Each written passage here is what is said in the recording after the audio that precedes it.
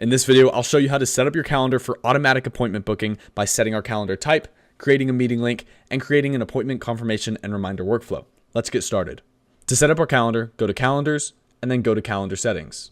From here, we can create a new calendar by clicking New Calendar. We can then select the calendar type, either being personal booking, round robin, collective booking, class booking, event calendar, or service booking.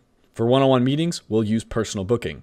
Once we click this, we can give our calendar a name, such as Discovery Call, then select a team member.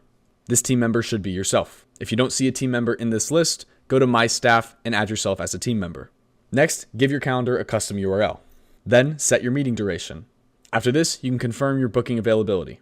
And don't worry, if you have an external calendar that includes events and business hours, I'll show you how to connect that soon. Once you're done, click Confirm.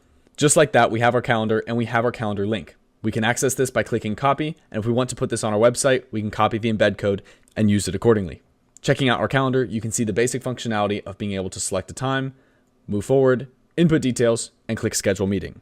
With this functionality, you can share this calendar link with your leads and allow them to book appointments with you. Next, let's set up an automated confirmation and reminder workflow. Navigate to Workflows by clicking Close and go back, then go to Automation.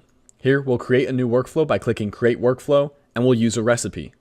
If we scroll down, we can see our appointment confirmation and reminder workflow right at the bottom. We'll select this and then modify our workflow to fit our needs here. We'll go ahead and look at the confirmation email and include any additional information in our subject line or within the email itself, such as the meeting ID. Be sure to change this to the custom appointment link, which you can get by clicking Custom Values, Appointment, and then if you scroll down, you'll see Meeting Location. Using this custom value will allow you to share the unique meeting ID with your customers. When you're satisfied with the emails, click Save Action, and be sure to go through every single one of the emails within this workflow, as well as any reminder SMS actions.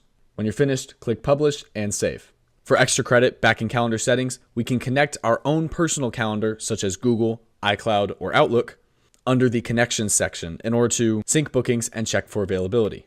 We can also connect our video conferencing tool, whether that be Zoom, Google Meet, or any of the other platforms that we allow, which will allow that custom value of meeting location to function properly.